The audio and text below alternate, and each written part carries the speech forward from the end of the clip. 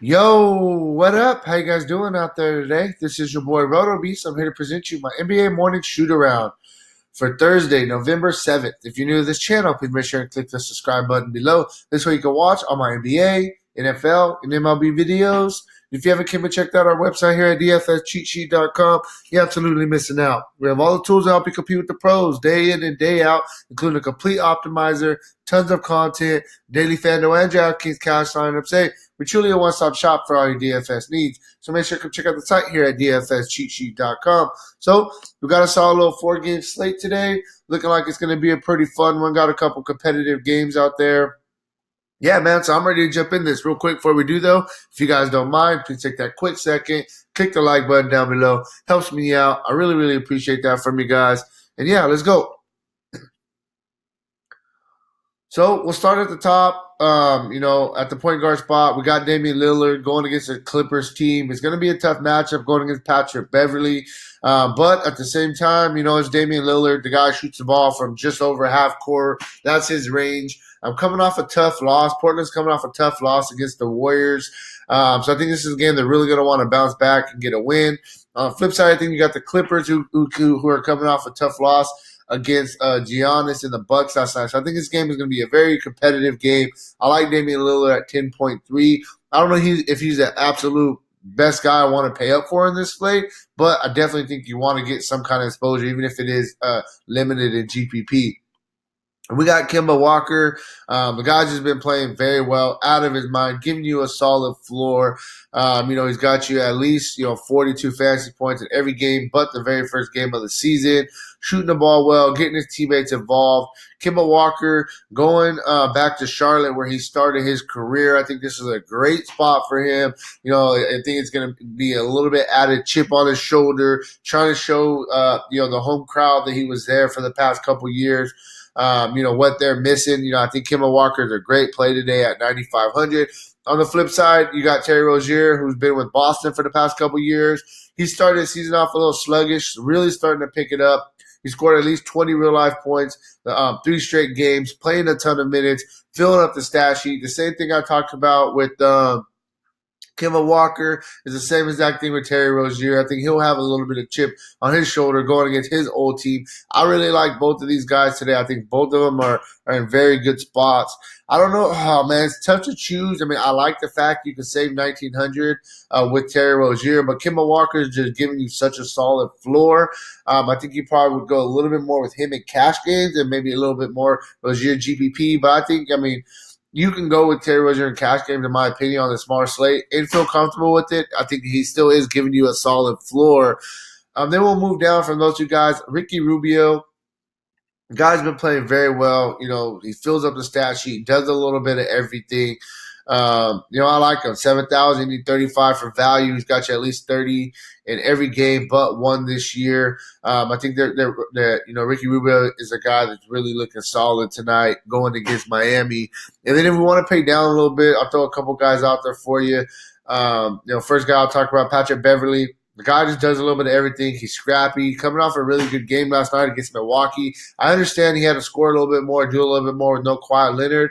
But, he's a guy that does a little bit of everything. And at 5,300, all you need is 26, 27 for value. He's averaging 25 on the season. They're really going to want to get this win. He's going to get all up on Damian Lillard. And, I think Patrick Beverly's a guy you can look at 5,300. Strictly GPP play, trying to get you some value. 3,700. Shamit. He's a guy that, he doesn't really jump out as, oh, my God, I want to play Shamit. Don't get me wrong. That's not what I'm saying. I'm just looking for a little value. And the guy plays the minutes. He plays around 30 minutes a game. If he gets hot, I think he can get you at least 5 times value. This is where you can pay up elsewhere. So Shamit's a guy you can look at as a value play. Moving on to the shooting guard spot, there's a couple guys that we can look at. First thing first, we will start with you can go with Jimmy Butler at just 9,300. I don't know if I want to pay this price tag, but he's definitely in play, especially in the up-tempo game against Phoenix. Since started the season late. Since coming, he's had a couple of really, really good games. He's going to give you a solid floor either way. You're looking at about 35 fantasy points with 50 fantasy point upside. So I think that Jimmy Butler is in a good spot here. Like I said, I just don't know if he's a guy I really want to kind of prioritize to get in my lineup.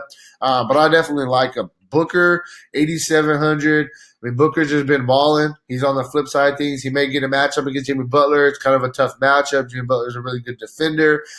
I like them, though. I mean, it's the best scorer on their team. They're going to be competitive all year long like they've been playing right now. They're going to need Booker to continue to ball out. So I like Devin Booker. I think that you can look at Jimmy Butler and Devin Booker in this matchup going against each other. It should be a pretty fast-paced, up-tempo game as well. Then we'll kind of get you. We'll kind of move to real quick before I move to mention one more guy I'll throw out there.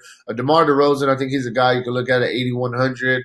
The price tag. I wish it was a little bit lower just because he does have some upside games, but he also has some games that are a little bit disappointing that kind of wouldn't have been value on this price tag.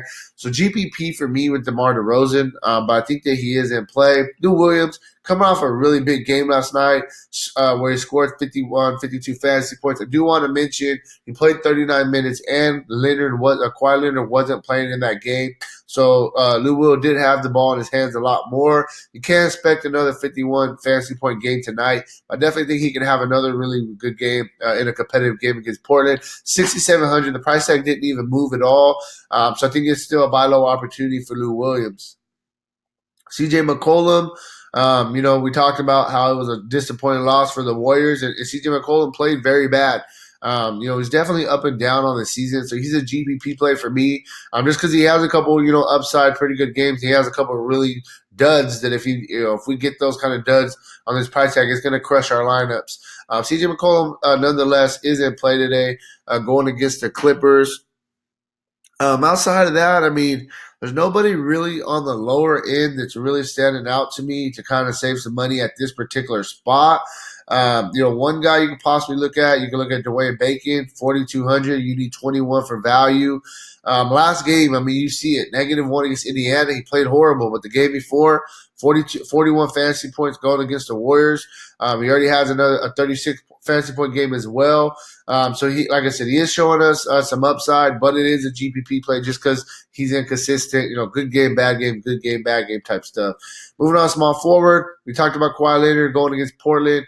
Gives us a really solid floor, playing very well to start the season.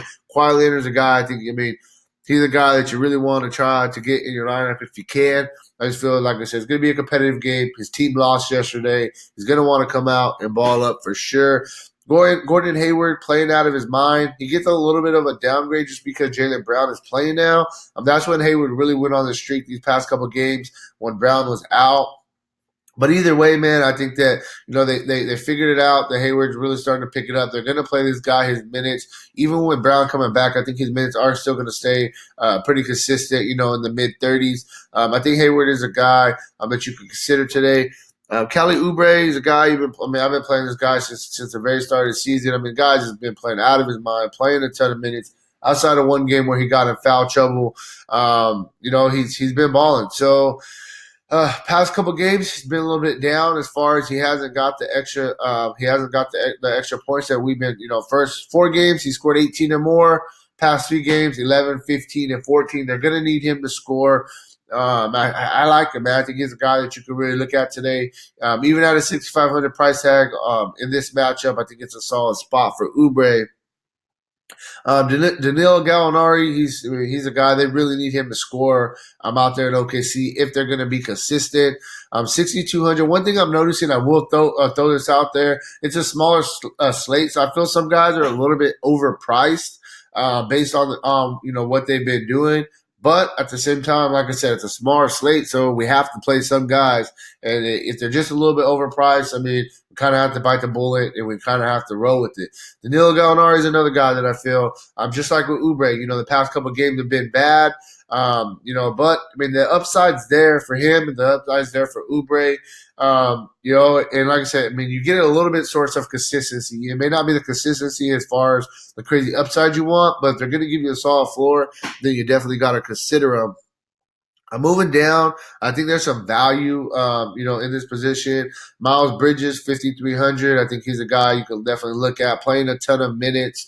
I think that, like I said, I like him. You can look at Rudy Gay as well, 5,000. He's coming off the bench, playing around 26 to 28 minutes a game. And he does have some upside on this price tag. You need 25 for value. Rudy Gay will give you 40 fantasy point upside. A couple more guys. Hazonia, Rodney Hood. The problem is, I will tell you, the problem is that they have three guys that they're kind of sharing the position. You see Hazonia, the minutes he's playing about mid 25 minutes. Same thing with Rodney Hood. Actually, Rodney Hood's playing the bulk of the minutes. He's playing, 30 plus minutes a game. I think that Rodney Hood is definitely the safer of the two, with Hazonia, the more GPP play coming off the bench.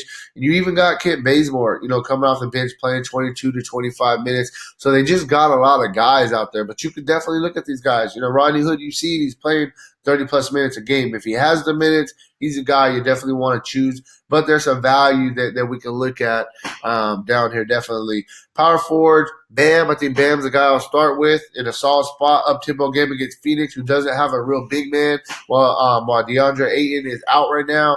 Bam, this is a spot where I feel like he could definitely eat, and I like the matchup here. Bam's a guy. He's definitely in play. Jason Tatum playing very, very well. I think he's another guy that you can look at. One thing I will say, with Jaylen Brown coming back, I think it just gives everybody a little bit of a downgrade on Boston. They're still going to get there. Don't get me wrong. But Jaylen Brown's a guy that, they like having.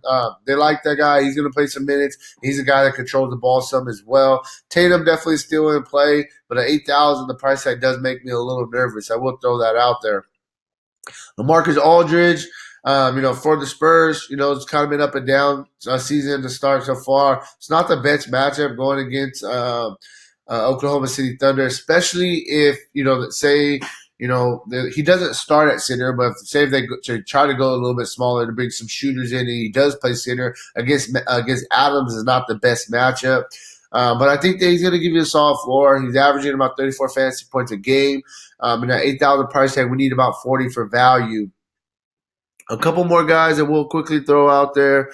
Saric from Miami. I think he's a guy, 5,100, playing, he's playing mid 25 minutes. Sometimes he gets 30 minutes. He does have a little bit of upside. We've seen the 36, almost 37 fantasy point game. We've seen a 48 fantasy point game.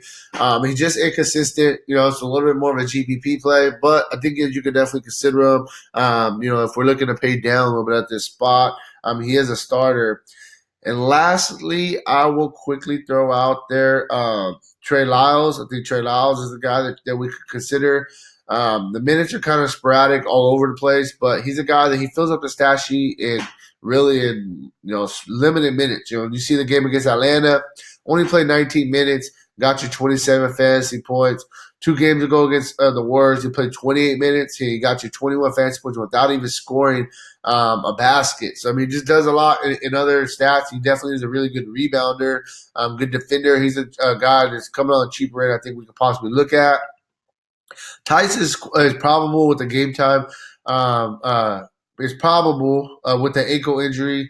Tice is a guy, 5,000 is still too cheap for what he's doing. He's playing, a bunch the bulk load of minutes at the big man. And he does a little bit of everything. Fills up stat sheet. He's a good defender. Rebounds the ball well. I think he's a guy we could definitely consider. I think he's a really good play right there at 4.9. Finish it off at center. First guy I'll start with, Montrezl Harrell. He's been in that starting lineup, and he's been just killing it, tearing it up, coming off a really, really monster game last night against Milwaukee. And like I said, a lot of these Clipper guys, their numbers are a little inflated from yesterday because Leonard didn't play. But I still think Harrell's giving you a really solid floor on a 6,900 price tag. He's a guy that really, really intrigues me at the center position. Hassan Whiteside going against the Clippers. On the flip side of things, Harrell's a smaller dude, and Whiteside, I feel, could dominate that matchup against Harrell. And at 7,500, coming off a solid double-double against the Warriors, 22 and 11. 7,500 is a good price tag for Harrell. A couple more guys we'll quickly throw out there. I got Cody Zeller playing very well. coming off a couple of dud games. I understand, but before these couple of games, he was playing the minutes. The biggest thing I'm noticing between the past two games compared to the first four is the minutes weren't there. And I think the minutes are going to get back up. He's their best center. He's a pretty good passer for a big man. He definitely rebounds the ball well. Could give him some buckets. So 6,500, the price has dropped a little bit, and he's a guy that's in play. You can look at Steven Adams, 6,000, a very fair price tag for him. We need about 30 for value. He's averaging 26 on the season. I think Adams is a solid play today. Definitely a solid play going against a Spurs team who doesn't have a very good big man. And like I said, if they try to throw Aldridge on Adams, I think that he'll just kind of toss Aldridge around. Get you a value guy out there. Myers Leonard, I think he's a guy, 4,800 we can look at as value. Before last game, we only played 17 minutes. I think, if I'm not mistaken, he got in foul trouble. He had 3 straight games of at least 24 minutes.